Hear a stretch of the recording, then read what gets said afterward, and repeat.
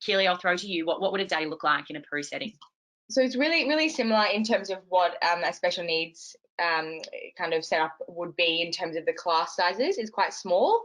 So a PRU ranges in size. They can be 20 kids in the whole school. It can be 50, it can be 10, and it ranges. And as I said, there's a lot more teachers and kind of support staff kind of to match the kids, because most of the kids will need one-to-one support.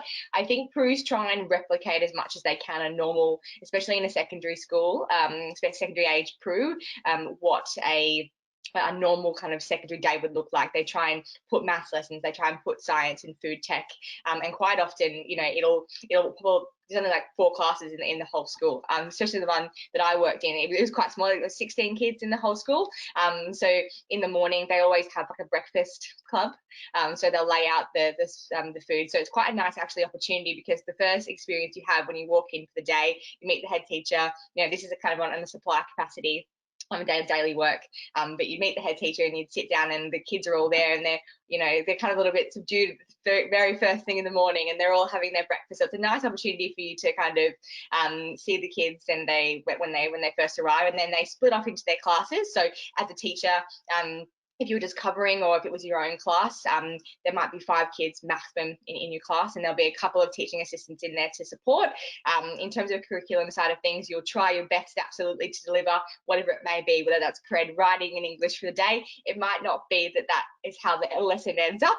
You might have kids that walk out and things like that. And I think a day is very evolving and changing in a PRU setting, and because these children do have key behavioral problems and needs, and most of them will have an element of ADHD as well in these settings, as there's prone to flying off the handle quite quickly. So a day kind of is forever changing, and I think that kind of leads into the next question of how I can be best prepared is be as flexible and adaptable as you can in these environments, because you will find yourself floating from classroom to classroom and helping out as best you can.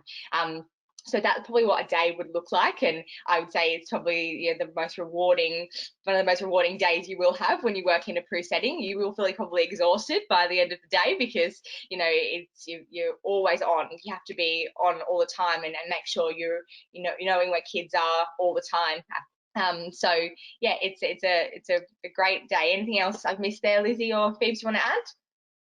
I was just going to say, oh no, you go, Lizzie. No, you go. I was going to say, I have family members who work in PRU settings, and something that really strike home is like personal relationships. Again, it's kind of similar in SEN to a certain point, like that trust and consistency. So I think if you're going to prepare, go in knowing that you are going to be or wanting to form really strong personal relationships with these students, be invested in them, particularly if the aim is to get them back into a mainstream setting eventually. Go in with that mindset that they are going to achieve and they are going to progress. I think PRU has quite a stigma around it sometimes. It can be conceived as quite a negative alternative to schooling for those students. So go in with the mindset that you want those children, those young adults as well, to achieve, and that they will achieve. Yeah, I think that's super important. I think the biggest Sorry, Phoebe.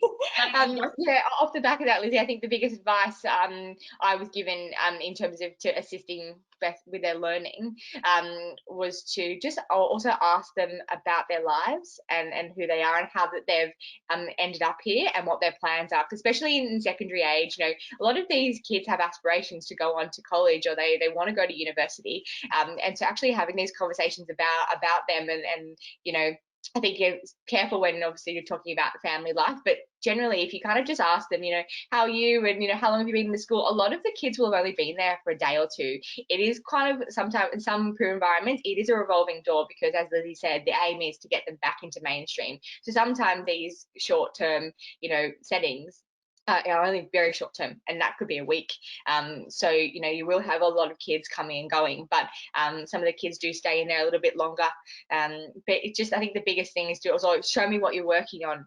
What are you, especially if it's in English and they're doing creative writing, do you want to read a bit of your story to me? And very much the same kind of things you would do, I guess, in a mainstream lesson, if you like, if you're sports staff, but with PRUs, it's very much the same thing. I think the biggest thing is to be supportive, and also I think you have to have a level of being firm, but also friendly at the same time, because they will push their buttons with you a little bit and try and test you out to see if you're cool and deserve your respect. So I think that to try and be someone who just wants to listen is a really big thing, because they will open up and talk to you, and they'll also ask you about you, especially if you're an Aussie or a Kiwi over here in London. They'll be amazed, like same with mainstream schools, but in PRUs as well, they'll be so excited that you're someone who's a bit foreign. So knowing that you have that as something that you can engage them about as well. And so yeah, I think the best thing to do, kind of assist with their learning in a PRU environment, would just be